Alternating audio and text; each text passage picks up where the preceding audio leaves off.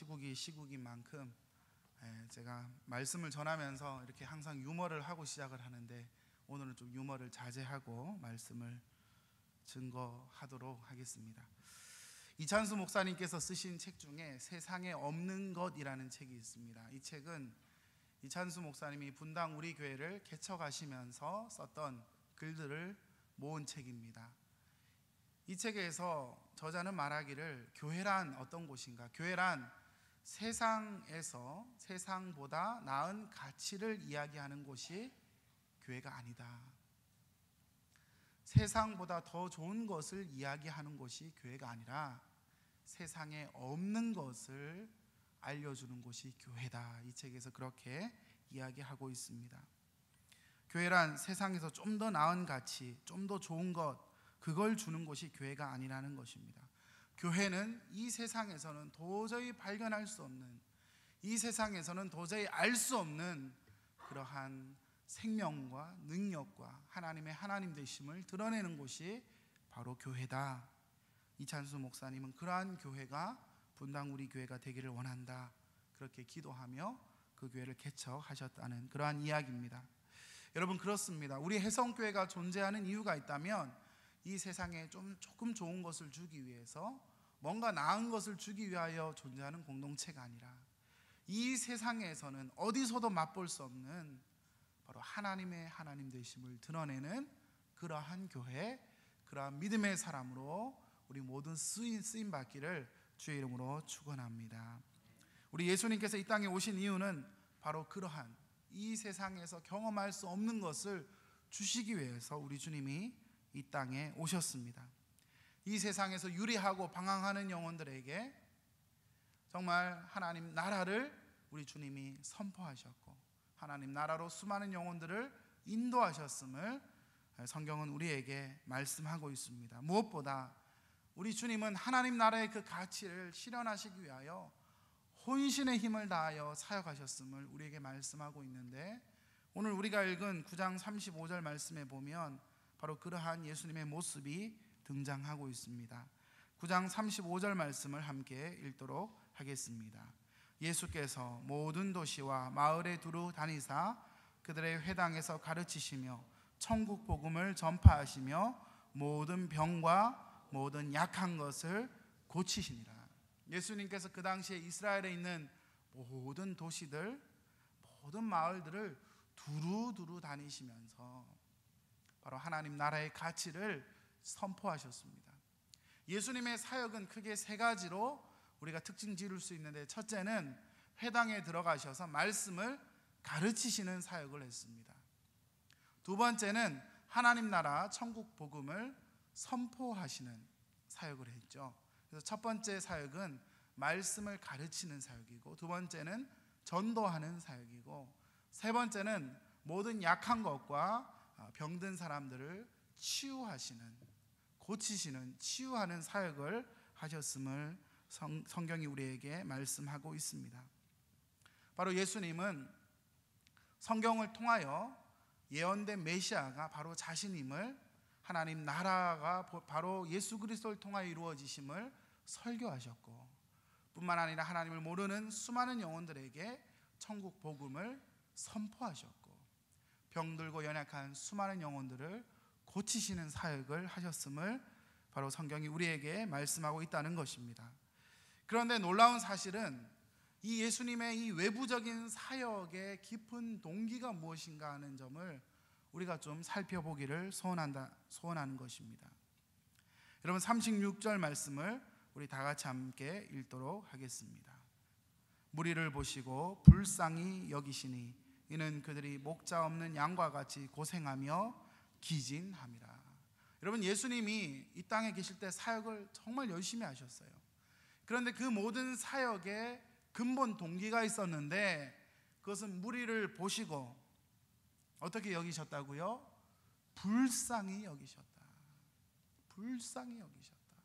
예수님의 전도 사역과 말씀 사역과 치유 사역의 근본의 동기는 영혼들을 향하여 긍휼히 여기셨던 그 마음, 그 전제를 가지고 우리 주님이 사역하셨다고 오늘 말씀하고 있는 것입니다. 여기서 불쌍히 여기셨다라는 단어는 헬라어로 스플랑크니조마이라는 단어인데요. 여러분 헬라어 언어를 하나 배운다 생각하시고 한번 따라하겠습니다. 스플랑크니조마이. 발음이 조금 한 번 더 해봅시다. 스플랑크니조마이. 이게 불쌍히 여긴다 이런 뜻입니다. 그런데 이 단어는 뭔가 내면에서 긍휼히 여기는 마음이 막 이렇게 작동하고 격동한다 이런 뜻이 있습니다. 그러니까 뭔가 불쌍하다 이런 뜻이 아니고요, 이보다 더 깊은 차원이에요. 정말 저 영혼이 불쌍하고 안 돼서 마음이 막 격동하고 움직이고 막 견딜 수 없는 그런 마음의 상태를 바로 스플랑크니조마이라고 이야기를 합니다. 우리 개역 개정판 이전에는 불쌍히 여긴다는 표현을 다 민망히 여기시니 이렇게 번역을 했는데, 제 생각은 상당히 민망한 번역인 것 같습니다. 여러분, 민망히 여긴다는 단어에는 불쌍히 여긴다는 뜻도 물론 포함되어 있긴 하지만 제 생각으로는 불쌍히 여기시니 이렇게 번역한 것이 더 좋은 번역이라 그렇게 생각합니다. 여러분, 우리말로 이렇게 쉽게 표현하자면요, 애간장이 애가 탄다, 애간장이 녹는다 이런 표현이 있습니다. 너무 근심스럽거나 안타까워서 막 견딜 수 없이 창자가 타는 것 같은, 막 내 몸에 이 내면이 막 불타오르고 견딜 수 없는 것 같은 이런 마음을 표현할 때 우리는 애가 탄다, 애간장이 녹는다 이런 표현을 쓰지 않습니까? 예수님께서 사역을 열심히 하셨지만 그 내면의 동기는 뭐라고 말하고 있습니까? 영혼들을 향하여 애간장이 타는, 정말로 영혼들을 향하여 저들이 목자 없는 양같이 유리하고 방황하는 것을 보면서 저 사람들이 저렇게 살면 안 될 텐데 너무나 안타깝다, 주님의 마음이 격동하여서 사역하셨음을 성경이 우리에게 보여주고 있다는 사실입니다. 여러분, 성경에 보시면 공간복음을 쭉 읽다 보면요, 예수님께서 사람들을 보실 때 불쌍히 여기셨다는 이 표현이 계속 나오는데, 이 표현은 여러분 일반 사람들이 사용한 적은 한 번도 없습니다. 모두 다 예수님께서 행동하시고 말씀하신 것에 나옵니다. 물론 어떤 사람들이 주님 우리의 병을 고쳐주십시오, 우리를 불쌍히 여겨 주옵소서 이렇게 주님께 간곡히 간청한 내용에서 불쌍히 여기다라는 단어가 사용되기는 했지만 그 불쌍히 여기시는 주체는 누구냐? 바로 예수님이시죠. 그래서 복음서를 읽다 보면 불쌍히 여긴다라는 이 단어는 바로 예수님만 사용하셨던 단어고, 바로 이것은 이 세상에는 없는 바로 예수님에게만 있는 하늘의 것임을 성경이 우리에게 밝히 드러내고 있습니다. 예수님께서 말씀하신 하나님 나라의 비유에 불쌍히 여기다라는 단어가 또한 3번 나오는데요, 이 하나님 나라의 비유도 예수님이 말씀하신 이야기 속에 나오기 때문에 바로 이 불쌍히 여기다라는 단어도 예수님에게만 해당되는 단어임을 알 수 있습니다. 예를 들어서 선한 사마리아인, 여러분 강도 만난 그 이웃을 향하여 그 사람을 불쌍히 여기고 치유를 합니다. 뿐만 아니라 여러분 탕자를 기다리는 아버지가 탕자를 기다리고 있는데 거리가 먼데 아들이 오는 것을 보자 불쌍히 여기고 아들을 향하여 달려갑니다. 예수님이 말씀하신 비유에서도 이 불쌍히 여긴다라는 단어가 나오지만 그 모든 내용도 바로 예수님께서 직접 말씀하신 것과 연관되어 있음을 우리에게 보여주고 있다는 사실입니다. 여러분, 그렇다면 이 불쌍히 여기는 이 마음은 이 세상에서 우리가 발견할 수 있는 뭔가 사람의 얄팍한 긍휼이나 안타까움이나 이런 차원이 아니라 정말 오직 하나님께만 있는, 예수 그리스도에게만 있는 너무나 깊고 강력하고 뜨거운 것임을 우리에게 말씀하고 있다는 사실입니다. 여러분, 이 인류 역사의 지성사의 흐름을 이야기할 때 크게 2가지의 흐름을 이야기하곤 합니다. 하나는 고대 그리스 로마에서 시작된 인간이 만물의 척도라는 인간을 귀하게 여기는 인본주의적 세계관, 이것이 바로 인류 역사의 큰 흐름이 됩니다. 또 하나는 어떤 것이냐면 바로 구약 성경을 중심으로 해서 하나님을 경외하는 하나님 중심의 세계관이 또 인류의 지성사의 한 흐름을 차지하고 있는데, 오늘날도 고대 그리스 로마의 이 정신적 영향력은 우리에게도 계속해서 그 영향력을 끼치고 있음을 우리가 기억할 필요가 있습니다. 특별히 고대 그리스에 가장 유명한 철학자가 있다면 바로 플라톤 그리고 아리스토텔레스겠죠. 플라톤과 아리스토텔레스가 있는데, 이 플라톤에게 또 가장 큰 영향을 주었던 사람이 있다면 바로 내 꼬라지를 날라 얘기했던 소크라테스입니다. 너 자신을 알아라. 소크라테스는 특별한 사상을 이야기했던 사람이 아니고요, 그 당시에 자기의 지식을 자랑했던 수많은 사람들에게 계속 질문을 했던 사람입니다. 네가 얘기했던 그것이 정말 이것이냐, 이렇게 계속 질문을 해서 결국 그 사람이 알고 있는 것이 없구나 하는 것을 밝혀냈던 사람이 바로 소크라테스입니다. 소크라테스는 그 당시에 많은 젊은이들을 희롱했다는 이유로 사형이라는 여러분 엄청난 결국 형을 받게 되고, 나중에 독주를 마시고 악법도 법이다 이야기하면서 결국 독주를 먹고 죽게 되죠. 여러분 소크라테스가 이러한 삶을 살았습니다. 그는 정말 죽음에 대해서 담대하게 악법도 법이라는 것을 이야기하며 겸허히 받아들였습니다. 소크라테스의 영향력을 통해서 플라톤은 고대 그리스 철학의 엄청난 많은 내용들을 저술할 수 있었는데, 그 기원은 바로 소크라테스입니다. 그런데 여러분, 소크라테스와의 대화편, 플라톤과 대화편을 쭉 읽다 보면 이 소크라테스가 정말 냉철한 지식인이었긴 하지만 사람들을 향하여 국률이 여겼다는 내용은 전혀 나오지 않습니다. 여러분, 현대의 많은 지성인들은 정말 이것이 옳다고 이야기하는 사람은 많이 있지만, 진정으로 영혼을 향하여 국률이 여기고 있는 사람들은 참 보기 드물다는 것을 우리는 주목해야 할 것입니다. 그런데 우리가 믿는 예수 그리스도는 어떠한 분이십니까? 그분은 우리에게 냉철한 진리를 알려주셨죠. 진리를 알지니 진리가 너희를 자유케 하리라.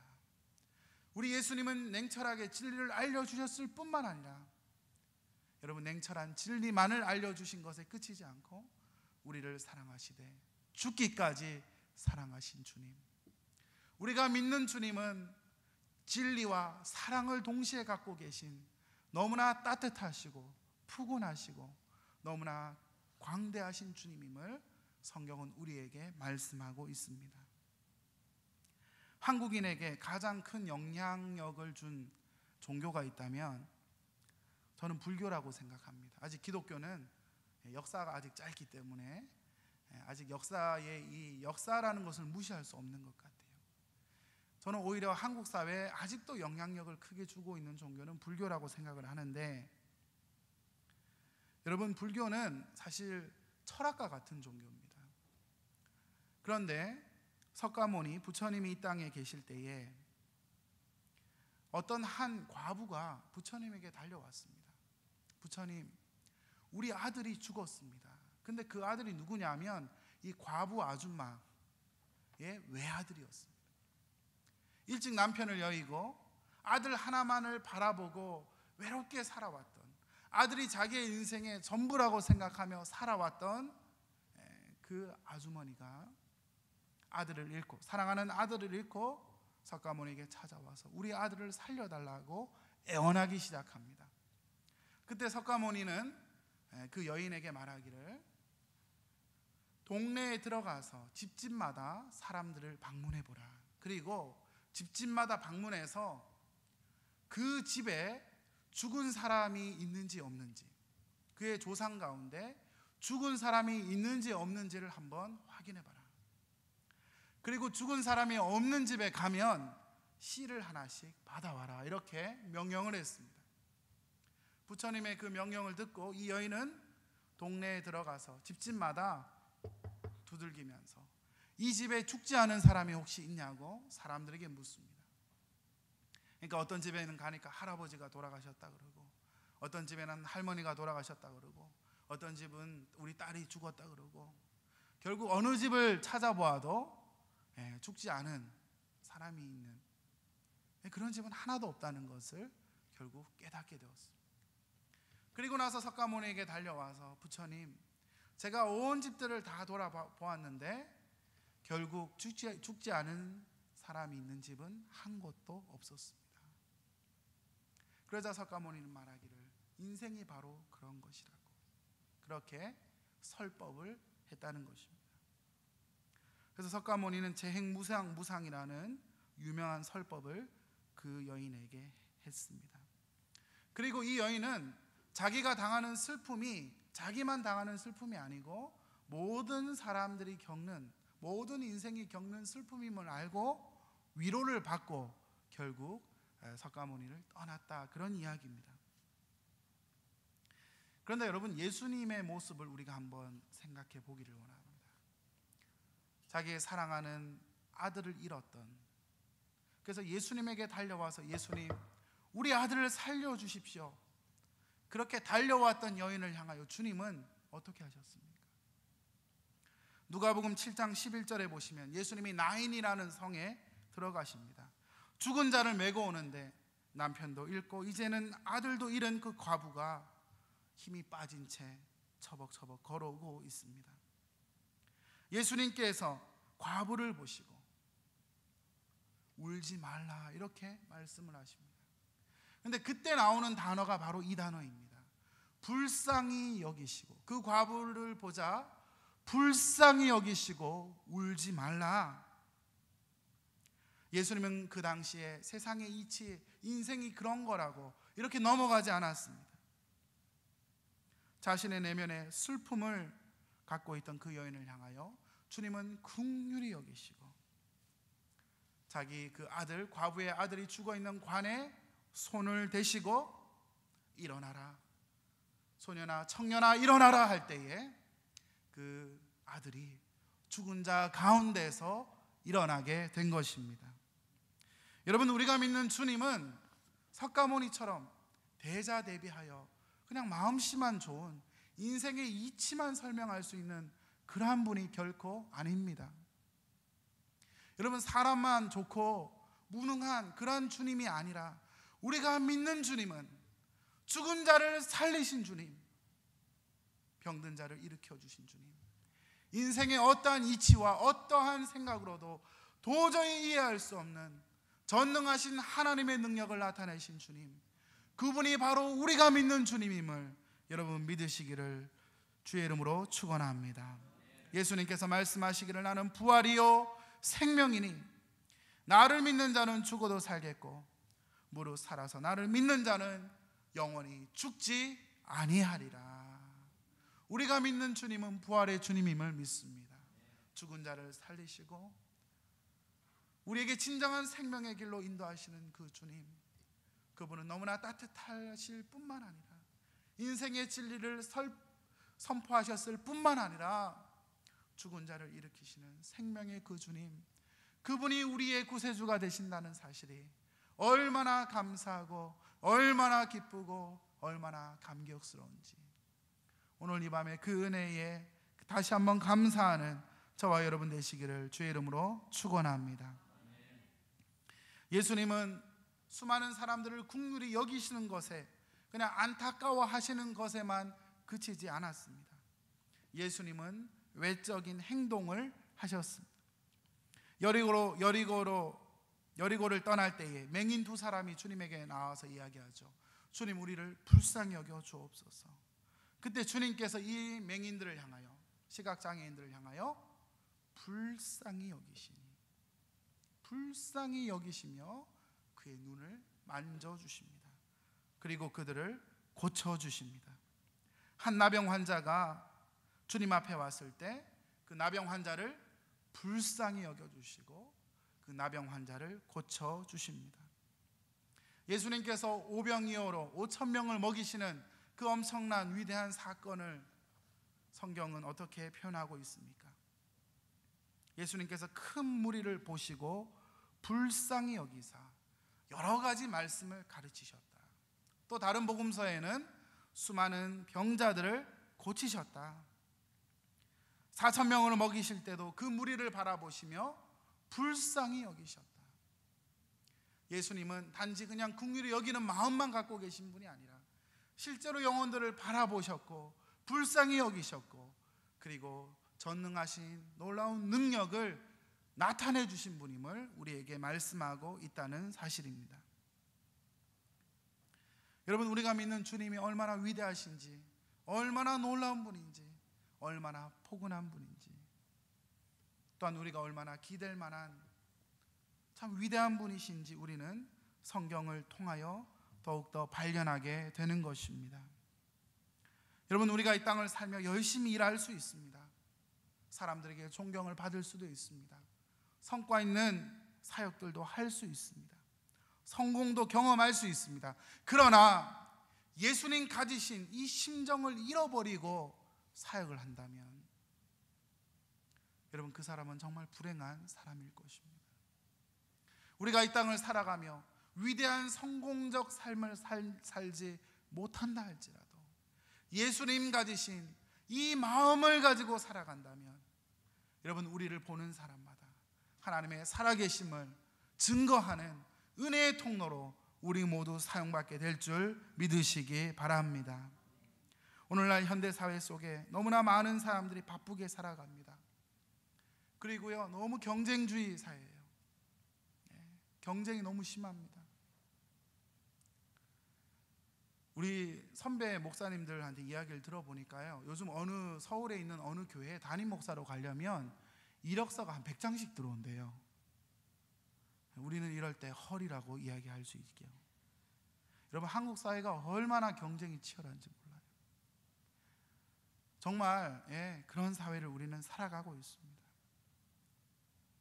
그러니까 직장에서도 그렇고 경쟁 사회니까 결국 살아남으려면 약간 치사하고 더럽게 하지 않으면 살아남을 수 없는, 여러분, 지금 한국 사회는요 그렇게 돌아가고 있습니다. 주님이 우리에게 알려주신 마음은 영혼들을 향하여 불쌍히 여겨주신 마음인데, 우리는 이 땅을 살아가려면 정말 정직하게 예수님의 심정을 갖고 살아가면 오히려 경쟁에서 밀릴 수밖에 없는 이러한 현실들을 수많은 사람들이 겪고 있다는 사실입니다. 사랑하는 형제 자매 여러분, 오늘 이 밤에 주님께서 가지신 영혼을 향하여 긍휼히 여겨주신 이 마음을 회복할 수 있는 저와 여러분 되시기를 주의 이름으로 축원합니다.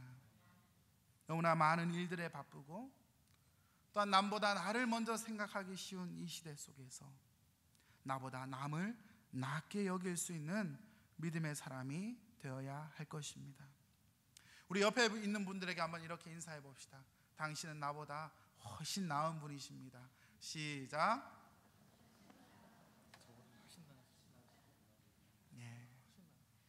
약간 몇 분들은 좀 의아하다는 식으로 얘기를 하시는 것 같은데, 여러분, 내가 남보다 낫다 이게 아니라 남이 나보다 낫다고 여길 때 우리는 다른 사람들을 긍휼히 여길 수 있음을 여러분 기억해야 할 것입니다. 내가 낫다고 생각하면요 남을 불쌍히 여길 수가 없어요. 저 사람이 왜 그런가 생각하기 쉽지, 여러분, 그렇기 때문에 주님 가지신 이 마음을 갖는 것이 우리가 너무나 중요합니다. 한 목사님 사모님께서 기도를 하실 때마다 하나님 불쌍히 여겨 주옵소서, 이 기도를 많이 하신 분이 계신데요. 하나님, 우리 교회에 그 김 집사님을 불쌍히 여겨 주옵소서. 알고 보면 그 사모님이 그 집사님 바라보면 이렇게 사랑하는 마음이 잘 안 생길 때마다 불쌍히 여겨달라는 사람들은 이 사랑하게 해달라는 그런 기도의 제목이었나 봅니다. 김 집사님을 불쌍히 여겨 주옵소서.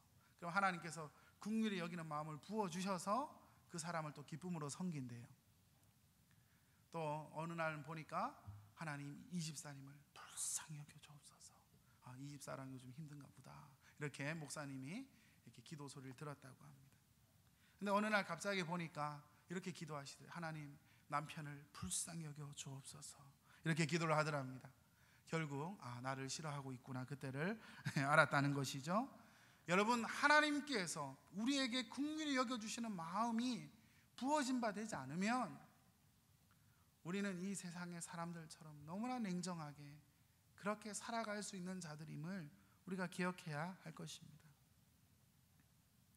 최근에는 너무나 잔인하고 엽기적인 사건이 아니면 언론에 소개조차 되지 않는 이런 비참한 시대를 우리는 살아가고 있습니다.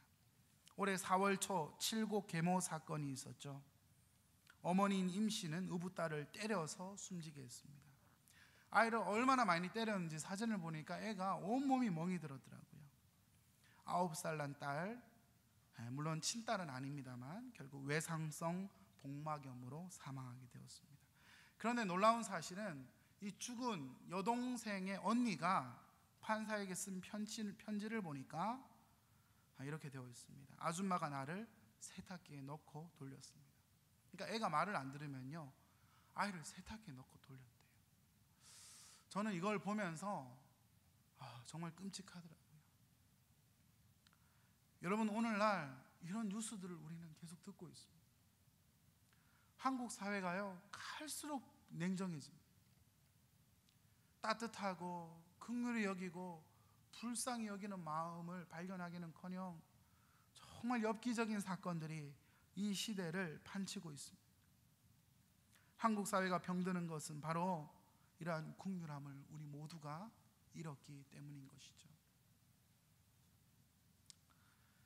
최근에 심각한 범죄를 저지른 사람들에게 심리학에서는 특별한 병명을 이렇게 규정하고 있습니다. 그것은 사이코패스라는 병명입니다. 이것은 반사회성 인격 장애라는 것인데요. 사이코패스의 증세를 갖고 있는 사람은 인류의 100% 중에 1%, 그러니까 100명 중에 1명은 이 증상을 거의 다 갖고 있다고 합니다. 사이코패스의 증세를 갖고 있는 사람들의 특징은 본인이 뭔가 잘못을 해도 죄책감을 전혀 느끼지 않는데요.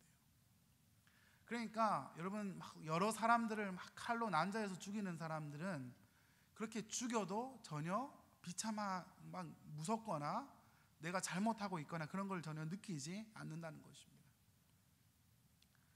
근데 흥미로운 신문 기사를 제가 읽었는데 2014년 3월 21일 타임지에 소개된 기사입니다.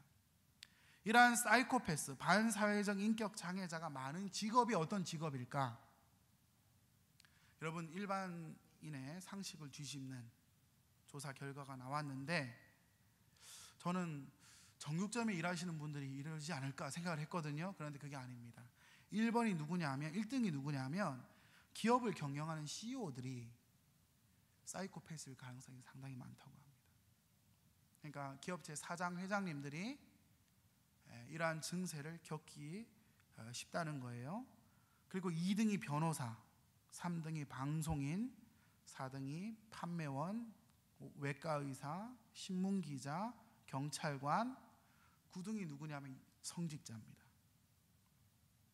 그 다음에 요리사, 공무원, 이렇게 뒤를 따르고 있습니다. 그러니까 오히려 사회에서 영향력이 있고 성과물을 만들어내기 위한 사람들의 기대가 크고, 그렇기 때문에 어떤 감정적인 여러 고려사항들을 이렇게 다 생각해야 되는 이렇게 일하는 것이 아니고, 다른 사람들의 감정과 상황에 상관없이 뭔가 성과를 내야 되는 사람들에게 사이코패스의 이러한 위험성이 더 많이 드러날 수 있다. 한 심리학자가 그렇게 발표했습니다. 그런데 또 흥미로운 것은 사이코패스가 가장 적은 것으로 조사된 직업은 어떤 직업일까요? 첫째, 간병인. 여러분, 그 병자들을 돌보는 간병인, 그리고 간호사, 치료사, 공예가, 미용사, 자선단체 직원, 교사, 예술가, 의사, 회계사, 이렇게 되어 있습니다. 그러니까 사이코패스의 증세가 거의 나타나지 않을 만한 직업군들이 누구냐면 사람들을 돕는 사람들입니다. 여러분, 우리가 이 통계를 통해 한 가지 기억할 수 있는 것이 있습니다. 뭐냐면 아무리 멀쩡한 사람도요, 사람들을 돕고 섬기고 봉사하는 일보다 스스로 뭔가 자꾸 결정하고 뭔가 움직여야 되는 자리에 가면 갈수록 이러한 병리적 현상이 나타날 가능성이 훨씬 더 높아진다는 겁니다. 여러분, 우리가 읽은 예수님의 말씀을 보면 예수님께서 불쌍히 여기셨는데, 사람들을 바라보며 불쌍히 여기셨는데, 여러분 9장 36절에 어떻게 되어 있습니까? 무리들을 뭐 하시고? 보시고 불쌍히 여기셨다. 여러분, 우리 가운데 하나님의 은혜와 사랑이 필요한 자들을 만나면요, 우리가 잔인한 생각을 안 하게 됩니다. 간병인들처럼, 여러분 간호사들처럼 누군가의 도움이 필요한 사람들을 자꾸 돕다 보면, 맞아, 이 세상에는 나의 도움이 필요한 사람들이 많구나, 내가 누군가를 도우며 살아야지, 내가 섬기며 살아야지, 이렇게 되는데, 나 스스로 사람들과 격리돼서 뭔가 업적을 내고 성과를 내야 되는 상황에 몰리면 몰릴수록 사람은 오히려 병리적인 형태의 삶을 살아갈 가능성이 더 많다는 것입니다. 그렇기 때문에 여러분, 교회 안에서 우리가 사람들을 섬기는 자리에 기쁨으로 나아가는 것이 저는 참 중요하다 하는 생각을 해보게 됩니다. 이번 주 토요일 날 사회봉사위원회 봉사가 있습니다. 여러분, 오늘 말씀에 은혜를 받으신 분들이 있다면 여러분, 우리의 도움이 필요한 분들에게 여러분들이 다가가십시오. 주님께서 가지신 불쌍히 여기신 이 마음을 가지고 여러분 나아가면 우리를 통하여 병리적 현상이 나타나는 것이 아니라 하나님의 은혜의 현상이 많은 이들에게 선한 영향으로 풍겨나게 될 줄 믿으시기 바랍니다. 저는 사역을 하면서 때로 제 자신이 너무나 냉랭해질 때를 발견합니다. 그럴 때가 언제냐면요, 사람들이 되게 싫어질 때가 있습니다. 그럴 때 내가 냉랭해졌구나, 내가 뭔가 위험하구나. 이럴 때 언제 이럴 일들이 찾아오냐 하면 사역을 너무 열심히 하고 있을 때 이런 일들이 찾아옵니다. 막 7, 8집 다 신방했는데 또 어떤 집에서 전화 왔어요. 목사님 또 와주세요. 이럴 때 주여 진짜 싫습니다. 속으로는 그런데 이렇게 제가 생각을 하고 있는 제 자신을 발견할 때가 있더라는 겁니다. 여러분, 우리가 주님의 교회를 섬긴다고 하지만 나도 모르게 내 마음이 식어질 때가 있고요, 냉랭해질 때가 있고요. 옛날에는 힘든 사람들을 보면 안타까운 마음이 들었는데 또 왜 그런가 이렇게 판단하는 마음이 생기고, 돕는 마음이 없어지는 자신을 볼 때 내가 위험하구나, 내가 지금 영적인 상태가 좋지 않구나, 그런 것을 분별할 수 있게 된다는 사실입니다. 그러므로 여러분, 우리 믿음의 사람들은 여러분 은혜 받기를 늘 사모할 수 있어야 할 것입니다. 우리의 마음이 냉랭해질 때마다, 우리의 심령이 식어질 때마다 하나님, 영혼들을 향하여 불쌍히 여겨주신 그 예수님의 마음 다시 한번 회복시켜 주시옵소서. 그렇게 기도할 때에 하나님께서 우리의 마음을 일으켜 주실 것입니다.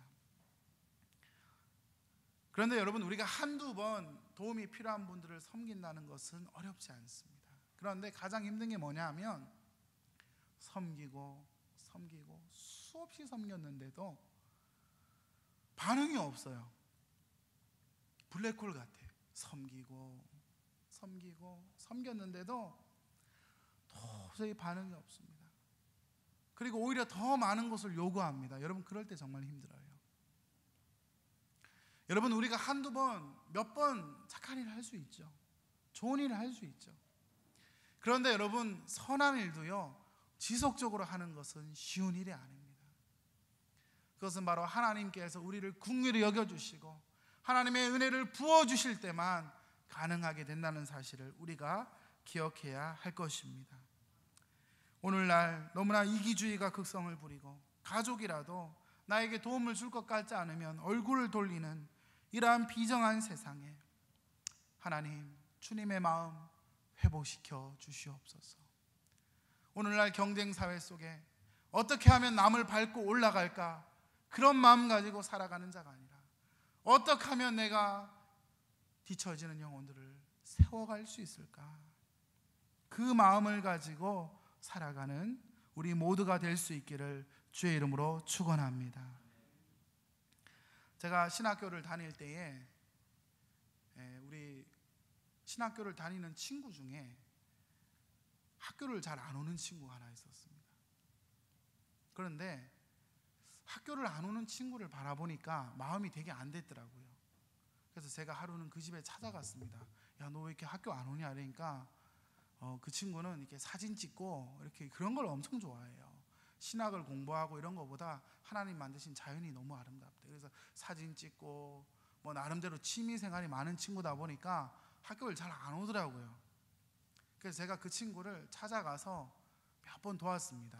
야, 학교 가야지 해서 챙겨서 학교도 같이 가고, 그리고 그 친구 학교 숙제나 이런 거에 관심이 없기 때문에 제가 책 읽고 정리해서 야, 이거 숙제라도 해서 내야지 이렇게 챙기고, 시험 준비도 같이 해서 시험도 같이 보고, 그렇게 해서 놀라운 사실은 그 친구가 지금 목사가 되었습니다.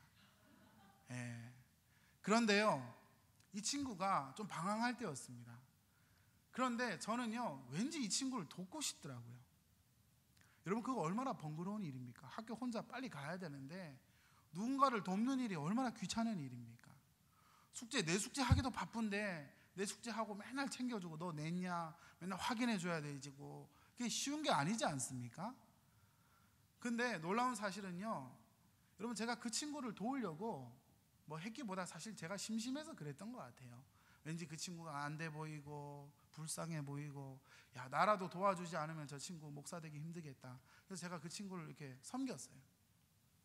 그런데 여러분, 섬기며 많은 은혜를 제가 받았습니다. 시험 전에 제가 정리를 이렇게 쫙 해가지고 페이퍼를 줘요. 야, 이거 시험 나오니까 공부하라고. 그러면 이 친구는 또 자기 혼자는 공부를 못한대. 그래서 서로 문제 답을 풀어요. 자, 1번 문제 한번 해보라고. 그럼 그 친구도 한번 대답을 해보고 저도 한번 대답을 해보고, 그래서 시험 한두 시간 전에 꼭 만나가지고 둘이 같이 공부합니다. 근데 여러분, 이 신학이란 공부는요, 흥미로운 게 거의 다 외우는 거거든요. 외우고 마음으로 외우고 입으로 신하여 합격에 이르잖아요. 그래서 열심히 둘이 외웠어요. 근데 놀라운 사실은요, 제가 그 친구 도와주려고 하다가 더 잘 외우게 되는 거예요. 저도. 여러분, 혼자 공부하면 그런 거 발견하기 힘든데 그 친구를 도와주려고 하니까 저도 더 잘 외우고 그 친구도 잘 외우고, 그래서 여러분, 제가 신학교 다닐 때 성적이 조금 좋았습니다. 나중에 제가 그걸 알게 된 게 뭐냐면, 야, 이렇게 남을 도우려고 하다 보니까 하나님이 이러한 은혜도 주시는구나.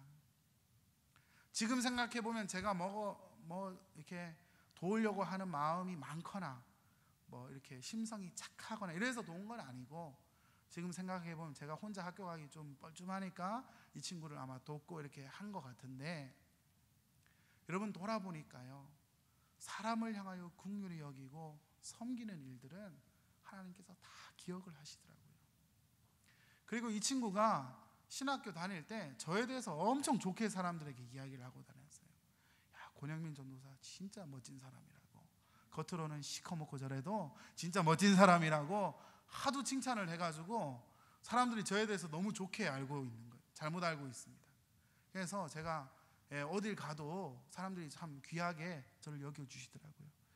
여러분, 저는 사실 그렇게 귀하게 여김을 받으려고 그 사람을 도왔던 게 아니에요. 그런데 그 친구가 뭔가 방황하고 있는 것 같고 누군가의 도움이 필요한 것 같고 그냥 그 친구의 집을 찾아가서 챙겨주고 그냥 같이 공부하고 밥도 같이 먹고 했는데, 나중엔 그 친구하고 미국 유학도 결국 같이 가게 되었습니다. 지금 생각해보면 참 따뜻했던 그런 시간이었다 생각을 합니다. 여러분, 우리가 누군가를 긍휼히 여기는 마음은 내가 가지려고 해서 되는 게 아니죠. 하나님께서 우리에게 그 마음을 부어주실 때에 누군가의 그 공백이 뭔가 안타까워 보이고 불쌍해 보이고, 저 영혼이 하나님 앞에 바로 서야 할 텐데, 저 영혼이 하나님을 바로 알아야 할 텐데, 저 영혼이 예수님을 만나서 내가 가진 이 기쁨을 알아야 할 텐데, 그 마음을 가질 때에 여러분, 우리를 통해서 많은 영혼을 살려내는 그런 하나님의 구원의 역사가 있게 될 줄 믿으시기 바랍니다. 우리 한 장로님 한 분이 전도를 참 열심히 하세요. 그래서 담임 목사님께서 여쭤보셨대요. 우리 장로님은 왜 이렇게 전도를 열심히 하냐고. 그러자 그 장로님 하시는 말씀이, 목사님, 저는 하나님을 믿지 않는 사람들을 보면 그렇게 마음이 안타깝대요. 그래서 저는 전도를 할 수밖에 없습니다. 그렇게 고백하더라는 것입니다. 여러분, 우리가 복음을 전해야 되는 사명 너무나 잘 아는데 왜 복음을 증거하는 것이 두렵고 사람들을 돕는 것이 꺼려집니까? 여러분, 우리의 마음의 중심에 정말 영혼을 향하여 불쌍히 여기는 예수 그리스도의 심정이 우리에게 있는지 하나님 앞에 정직하게 돌아봐야 할 것입니다. 오늘 이 밤에 이 말씀을 들으며 하나님, 예수님의 그 마음 우리에게도 허락하여 주시옵소서. 아버지의 그 마음을 우리에게 회복시켜 주시옵소서. 돕고 도와도 또 불평하는 영혼들을 바라보며 그 영혼들을 향하여 정죄하거나 심판하지 아니하고 예수님의 가지신 그 마음, 그의 제자들을 사랑하시되 끝까지 사랑하시니라 하셨던 그 예수님처럼 우리도 끝까지 사랑하게 하여 주옵소서. 끝까지 섬기게 하여 주옵소서. 예수님의 마음으로 승리하게 하여 주옵소서. 이 마음 회복하여서 우리를 통하여 그리스도의 영광이 드러나는 귀한 은혜의 통로로 쓰임받는 저와 여러분들이 되시기를 주의 이름으로 축원합니다. 말씀을 마무리하며 우리 함께 찬송하기를 원합니다.